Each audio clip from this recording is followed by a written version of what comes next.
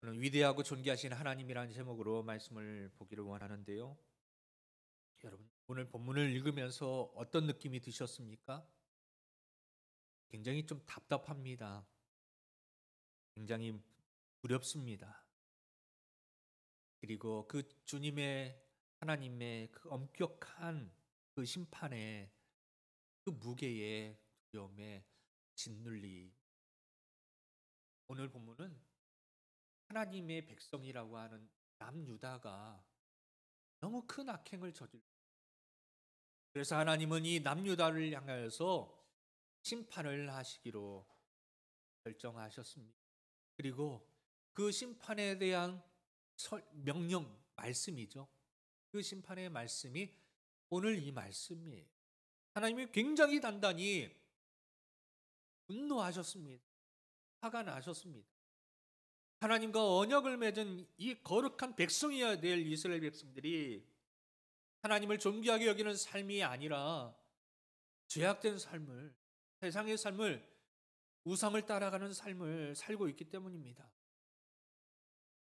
성경에서는 하나님과 백성의 관계를 어떻게 비유하냐면 마치 결혼하는 남자와 여자의 관계로 그렇게 비유를 합니다. 신랑과 신부로 그렇게 비유를 합니다. 그래서 히브리어를 보시면 우리나라 말에는 그런 게 없어요. 우리나라 말에는 단어에 성별이 없어요. 없으니까 여러분 무슨 말인지 모르겠죠. 그런데 이제 히브리어와 독일어에는요, 단어마다 이 단어는 남성 단어, 이 단어는 여성 단어, 단어마다 성별, 남자, 여자가 이렇게 연결이 되어져요. 단어마다. 그거 살면 그게 느껴져요. 그냥 이 단어는 남자 단어다, 이 단어는 여자 단어다. 단어마다 성별이 다 있어요. 히브리어도 마찬가지. 자, 히브리의 백성들을 향하여서 신부라고 그렇게 이야기합니다. 신부. 하나님을 신랑이라고 그렇게 합니다. 또 하나는 객과 고아와 과부에 대해서 설명을 많이 합니다. 그런데 여러분, 이 과부는 알다시피 객과 고아와 과부는 가장 소외되고 사회적으로 약자로 분류되는 대표적인 세 부류가 객, 고아, 과부예요. 왜 객은 여행객은 왜 또 약자이냐? 이 당시는 부족 사회입니다. 네, 마을마다 그러니까 도시 사회가 아니고 시족 사회, 부족 사회예요. 그 무리 안에 있을 때는 보호받을 수 있습니다. 근데 그 무리를 벗어나면 다른 부족에게 가면 적이 되는 거예요. 그러니까 그 부족이 나라와 같은 개념이에요. 내가 남의 나라를 함부로 가면 그 나라에서 나를 공격해도 보호받을 수 없습니다. 여행이라는 게 마찬가지예요. 부족과 부족 사이를 지나가야 되는데 거기에서 이 부족이 내가 그냥 마음에 그냥 안 들면 그 여행길에서 그 한가운데 광야에서 산길에서 길목에서 그냥 지도새도 모르게 그냥 죽임을 당할 수밖에 없습니다. 그 연약한 자가 여행객이에요. 객이에요? 부하예요? 과부예요. 그런데 이 과부에 대해서 특별히 우리 하나님과 우리 사이의 신랑과 신부의 이런 비유로 말씀하실 때 과부의 개념을 우리가 잘 보시면 과부는 어떤 사람을 과부라고 하죠? 신랑을 잃어버리는 사람. 신랑이 없는 여인을 과부라고 해요. 영적으로 어떤 의미입니까? 하나님을 잃어버린 이스라엘을 말하고 있는 거예요. 하나님을 잃어버린 이스라엘 백성, 가장 약자이고, 약자라는 것은 가장 불쌍한 자이고, 가장 어려운, 신랑 대신 예수님이 없는 상태를 바로 과부라고 이야기하는 것이에요. 그런데 여러분, 이 신랑과 신부의 관계 속에서 하나님은 지금 단단히 화가 나신 겁니다. 하나님은 우리의 신랑이시고, 우리는 하나님의 신부이세요. 그런데 신부예요. 그런데 신부된 우리가 신랑 대신 하나님을 버리고 다른 곳에 마음을 빼앗긴 거예요. 그러니 신랑 되신 하나님은 얼마나 화가 나시겠어요? 얼마나 화가 나시겠어요? 이스라엘이 신랑에 대신 하나님의 말씀을 멸시하고 다른 우상과 다른 세상의 것에 마음을 빼앗겨 그것을 즐겨하고 그것과 함께 그것에서 즐거움을 찾는 거예요. 신랑 되신 하나님의 말씀을 무시하는 겁니다. 멸시하는 겁니다. 그러니 여러분, 세상에 누가 어떤 신랑이 좋아하고 기뻐하고 박수칠 축복할 그런 신랑이 어디 있겠습니까? 여러분, 그래서 화가 잔뜩 나신 하나님의 마음을 24절에 이렇게 표현한 거예요. 24절 다시 한번 보도록 할까요? 24절입니다. 시작. 이로 말미암아 불꽃이 구루터기를 삼킴같이 마른 풀이 불 속에 떨어짐같이 그들의 뿌리가 썩겠고 꽃이 티끌처럼 날리리니 그들이 만군의 여호와의 율법을 버리며 이스라엘의 거룩하신 이의 말씀을 멸시하였음이라. 하나님 마음 여러분 느껴지세요?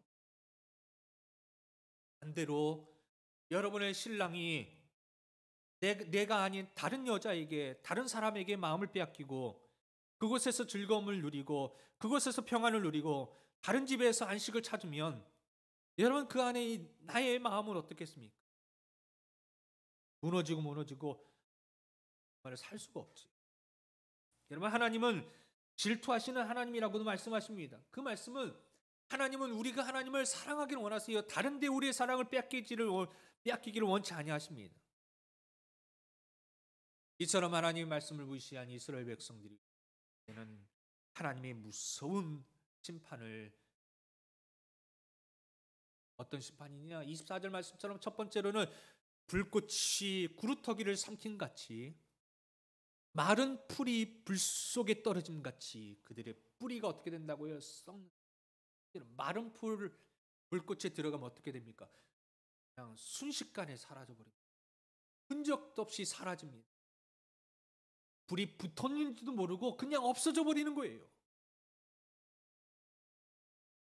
그리고 구루터기는요, 그렇게 불이 잘 붙는 나무가 아니에요. 구루터기에는 불을 붙이려면 어렵습니다. 잘 붙지 않아요. 그런데 여러분, 뭐를 삼킨다고요? 구루터기를 삼킬 같은 뭐가요? 불꽃이. 그러니 그 불꽃이 얼마나 강하겠습니까? 가스통에 대놓고 길게 토치, 조그마한 토치, 휴대용 토치 말고요, 길다라해서 불이 막 확 나오는 토치가 있잖아요. 그걸로 구루터기를 불을 붙여도 잘 붙지 않아요. 그런데 여러분, 이 불은 구루터기를 그냥 순식간에 삼킬 만한 그런 불꽃이에요. 그러니 얼마나 뜨거운, 말 그대로 지옥 불꽃입니다. 엄청난 재앙의 심판에 상상할 수 없는 거대한 심판, 어느 누구도 피할 수 없는 그 불꽃이 임하는 순간 어느 누구도 피할 수 없어요. 주님이 오실 때, 그 심판 날에, 재림의 때에 하나님의 심판을 어느 누구도 피할 수 없습니다. 그와 같은 구루터기를 삼킬 만한 거대한 불꽃, 아무도 피할 수 없는 그 불꽃, 진노가, 무서운 매서운 강력한 진노가 이스라엘에게 임합니다. 하나님은 얼마나 진노하셨는지. 두 번째로 어떻게 진노하십니까? 꽃이 티끌처럼 날린다라는 것이에요. 이것은 이제 구루터기와 마른 풀은 불에서 사라져 버리죠. 그러면 첫 번째도 뭐예요? 흔적도 없이 사라진다는 겁니다. 근데 두 번째는 뭐예요? 꽃이 어떻게 된다고 했어요? 티끌처럼 날린다. 이것은 무슨 뜻일까요? 꽃은 기능이 뭐예요? 아름다움도 있지만 이 꽃은 잘 수정을 해가지고 열매를 맺어서 다시 번식하는 의미를 가져요. 꽃이 피지 않으면 열매를 맺을 수 없어요. 꽃이 없으면 그 대에서 이 꽃은, 나무는 끝나는 겁니다. 열매가 없어요. 꽃이 틀처럼. 다시 말하면 나의 후손들, 후대들, 내 뒤에는 없어진다는 겁니다. 무슨 말씀입니까? 이 민족이 멸절당한다는 것이에요. 희망이 없다는 겁니다. 내일의 희망이 없다는 것이에요. 하나님께서는 우리 인생에 내일은 없다. 하나님을 배신하고 이방에게 마음을 빼앗겼을 때 우리에게는 희망이 없다는 것입니다.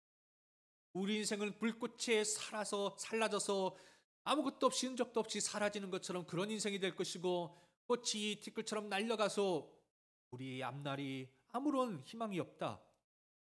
그런 심판이 우리에게 임할 것이다. 강력하고 두려운 심판의 말씀입니다. 바로 이것이 예수가 없는 사람의 모습입니다. 하나님 말씀을 떠난 사람의 최후의 모습인 것입니다. 이 두 가지 말씀을 통하여서 지금 이스라엘을 얼마나 위태위태한지를 우리는 알 수가 있어요. 구루터기는 그래도 뿌리라도 있죠. 그 구루터기 위에서 무언가가 다시 이 식물들이 줄기가 올라올 수 있습니다. 근데 그 근간마저도 완전히 사라져요. 뿌리가 사라지는 거. 구루터기 밑에는 뿌리라도 있잖아요. 근데 뿌리까지 완전히 사라져 버립니다.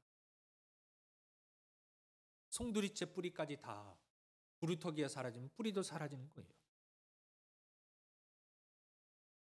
하나님을 떠난 자의 모습이 정말 이스라엘은요 진퇴양난의 어려움에 닥쳤습니다. 모든 상황이 막혔습니다. 사방이 우겨싸움을 당했습니다. 왜 이렇게 이스라엘이 소망이 없어져 희망이 없어져 멸망 진노를 당하게 되었습니까? 바로 하나님의 말씀은 거룩하신 하나님의 말씀을 멸시했기 때문입니다. 이 땅에 누구도 하나님의 말씀을 멸시한다면 그 끝은 자, 이것이 하나님이 위대하신 첫 번째 하나님의 말씀을 거역한 자 그의 끝은 결코 좋지 않다. 바로 이것이 하나님의 위대하심의 증거이기도 합니다. 시편 119편 105절에 이렇게 나오지요. 주의 말씀은 내 발의 등이요 내 길의 빛이니. 여러분 그러므로 말씀이 없다면 마치 눈을 감고 걸어가는 것과 같다는 것입니다. 눈을 감고 한번 걸어보세요. 눈을 감고 걸어보세요.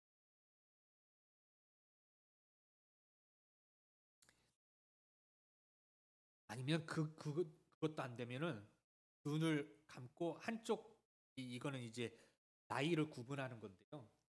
팔을 쫙 양팔을 벌리고 그다음에 한쪽 다리를 들고 한 다리로만 이렇게 서 있는데요. 눈을 감으면은 1분을 버티기가 어렵다고 그래요. 1분도 이게 한 다리로 팔 벌리고 눈을 감고 있으면 균형 잡기가 어렵다고 한답니다. 눈을 감고 있으면은요 우리는 뒤뚱뒤뚱거립니다. 마치 말씀이 없는 자입니다. 바로 앞에 낭떠러지가 있는데도 웅덩이가 있는데도 불꽃이 있는데도 바다가 있는데도 알 수 없어요. 하나님이 위대하신 것은 그의 입술에서 나오는 말씀으로 우리의 견고한 터를 하나님의 말씀이 우리를 보호해 주시기 때문입니다. 하나님의 말씀이 우리의 삶의 견고한 주춧돌이 되기 때문에 하나님은 위대하신 분이신 겁니다. 또한 하나님의 위대하신 이유가요. 우리의 생각과 우리의 계획을 뛰어넘으시기 때문에 그렇다는 거예요.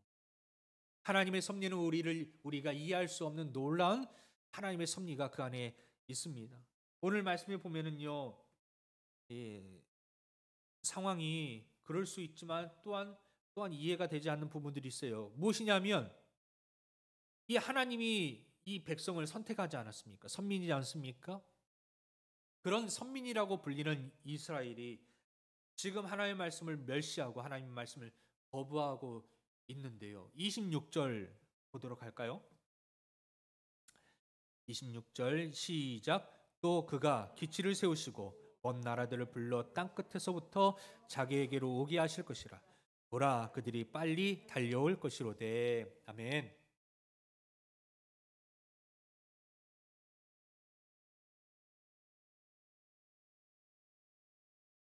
하나님께서 불러요. 어떤 나라를 불러요? 어떤 나라를 부르죠? 먼 나라들을 부르죠. 그 사람이 누구예요? 먼 나라는 이스라엘은 아니에요. 이스라엘을 지금 부르는 게 아닙니다. 먼 나라, 즉 이방 사람들을 부르셔요. 그래서 어떻게 한다고 하셔요? 이스라엘, 즉 하나님의 백성을 공격하게 하신다. 이제 역사적으로 보면 정확하게 아수르와 바벨론이에요.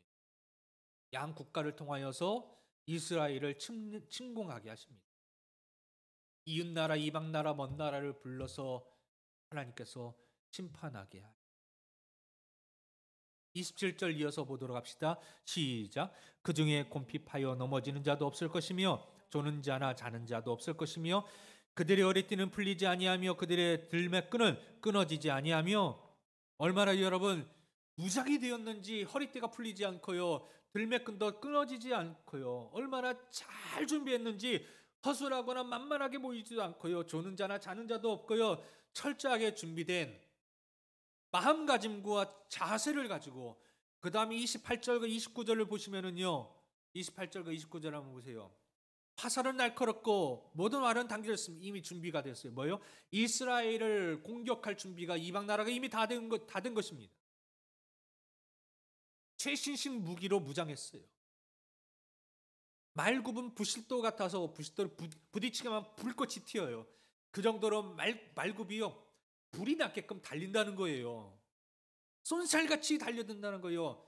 공격하면 순식간에 이스라엘을 사방을 에워싸고 큰 불이 구루터기를 순식간에 살라버리듯이 그 마른 잎이 그 불꽃에서 사라지듯이 이스라엘은 흔적도 없이 순식간에 사라져버릴 것이다. 병거 박히는 이 해오리 바람처럼 해오리 바람 모든 것을 다 위로 삼켜버립니다. 우리나라는 없지만 미국에는요 해오리 바람 토네이도라고 하죠. 허리케인이라고도 하고 이게 그 지역마다 이름을 다르게 하지만 해오리 바람이에요. 우리 오즈의 마법사라고는 옛날 동화책에도 그런 얘기가 있잖아요. 여러분 회오리 바람이 얼마나 무서운지 큰 트럭, 큰 집도 그냥 통째로 들려서 날려보내지 않습니다. 이스라엘을 통째로 그냥 집어삼킨다는 그런 말씀입니다. 그다음에 30절 말씀도 볼까요? 30절 같이 읽어봅시다. 시작. 그날에 그들이 바다 물결 소리같이 백성을 향하여 부르짖으리니 사람이 그 땅을 바라보며 흑암과 고난이 있고 비춘 구름에 가려서 어두우리라. 여러분 태풍 한가운데 있을 빛이 없습니다. 가려져 있습니다. 이 장면을 상상해 보십시오. 이 장면을 상상하면서 어느 누구도 제대로 서 있을 수 있는 사람이 없습니다. 하나님의 심판 앞에서 어느 누구도 담대하게 굳건하게 서 있을 사람이 없습니다. 다 마음이 녹아내려져서 다 다리에 힘이 풀려서 그 자리에 주저앉고 쓰러져서 어찌할 수가 없는 겁니다. 지난주에 처음 알았는데요. 사자나 호랑이나 코끼리 이와 같은 맹수와 힘이 센 그런 동물들을 보게 되어지면 우리가 이렇게 사람이 굳는데요. 달릴 수가 없대요. 그 이유가 이제 과학적으로 이제 설명을 하는데요. 왜 맹수들 앞에 있으면 사람이 얼어버릴까? 단순히 무서워서가 아니라 과학적으로 이게 생물학자가 얘기하니까 믿을 수밖에 없는데요. 이 맹수들에게는요, 이 저주파가 나온다고 그래요. 맹수들이 이게 뿜어내는 주파수가 있대요. 저주파가 들리지 않는. 그런데 그 저주파가 이 사람에게 이렇게 전달되어지면 사람도 그걸 무의식 중에 느낀다는 거예요. 그래서 이 공포가 근육을 감싸서 움직이지 못하도록 마비시키는 효과가 있다라고 얼마 전에 그런 것을 봤어요. 신기하고 놀라워서 정말일까 의심이 들기도 하지만 연구하는 연구자들이 과학자들이 얘기하니까 일단은 그렇게 받아들이게 했습니다. 여러분 하나님 앞에서 어떤 자도 하나님 앞에 서는 순간 어떤 사람도 할 수 없어요. 그 자리를 피할 수 없어요. 하나님의 위대하심, 하나님의 존귀하심, 하나님의 거룩하심 앞에 가면 모든 영혼이 그 자리에 꼼짝없이 붙들릴 수밖에 없고 어떤 누구도 심판을 피할 자가 아무도 없는 것입니다. 그러나 여러분, 예수의 십자가가 있는 자는 결코 두려워하지 않는 줄. 그 안에 예수 십자가의 보혈의 능력을 의지하는 자는 하나님을 아버지라 부르는 줄로 믿습니다. 심판에서 죄가 되어지고 심판을 면하고 뛰어넘어서 천국에 들어갈 줄로 믿습니다. 우리는 결코 두렵지 않습니다. 우리가 죄인 되었을 때는 하나님 앞에 나아갈 때 두렵고 떨리는 마음으로 나아갔습니다. 왜냐하면 죄인 된 사람이 거룩하신 하나님 앞에 나아가면 죽게 되어져 있습니다. 그래서 대제사장도 두렵고 떨리는 마음으로 정결하게 하고 정결하게 한 모습으로 주님 앞에 나아갔습니다.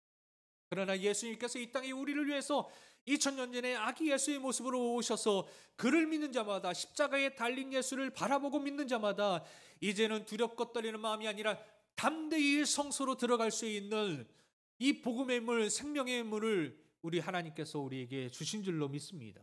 그래서 우리가 주님 앞에 담대히 나올 수 있는 겁니다. 주의 이름을 부를 수가 있는 겁니다. 주님을 향해서 눈을 들어 주님을 바라볼 수 있게 되는 것입니다. 사랑하는 여러분, 하나님 앞에 우리가 말씀을 붙잡고 서야 됩니다. 그렇지 않으면 이 지금 위기 가운데 있는 이스라엘 백성이 아니 되리라는 보장이 없는 것입니다. 여러분, 이스라엘 백성들은 하나님께서 저주한 백성입니까? 아니에요. 선택한 백성입니다. 말씀을 몰랐던 백성입니까? 말씀을 못 받은 백성입니까? 아니에요. 말씀을 받은 백성입니다. 말씀의 교육을 어릴 때부터 받았던 백성입니다. 그들은 암송했습니다. 이마에 새기고 이 팔뚝에 팔목에 그 끈을 메어서 말씀을 늘 가까이 했습니다. 어릴 때에 이 신명기의 말씀을 그들은 달달달달달 외우는 사람들이었습니다. 그냥 한두 절 말씀 그냥 암송하고 외웠던 사람이 아니라 이 모세오경을 달달달 외우는 사람으로 어릴 적부터 교육받은 사람들. 그런데 이들이 이처럼 하나님 말씀을 업신여긴 것. 여러분, 딴 사람의 이야기가 아닐 수 있어요. 바로 우리 이야기일 수 있어요. 그래서 더욱더 두렵고 떨리는 마음으로 우리는 이 말씀을 받아야 됩니다. 하나님이 나의 통치자가 되시도록, 말씀이 나를 다스리시도록, 내가 나를 주장하는 것이 아니라 하나님이 나를 주장하시도록, 말씀이 나를 다스리시도록, 주님의 높고 위대하심이 내 안에 임하시도록, 내 힘으로, 내 능력으로, 내 생각으로 하는 것이 아니라 하나님의 생각과 하나님의 뜻과 하나님의 인도하심에 따라 내가 순종하며 나아가도록 늘 말씀에 관심을 가지고 늘 주님을 묵상하면서 승리하시는 저와 여러분 되시기를 주님의 이름으로 축원합니다. 아멘.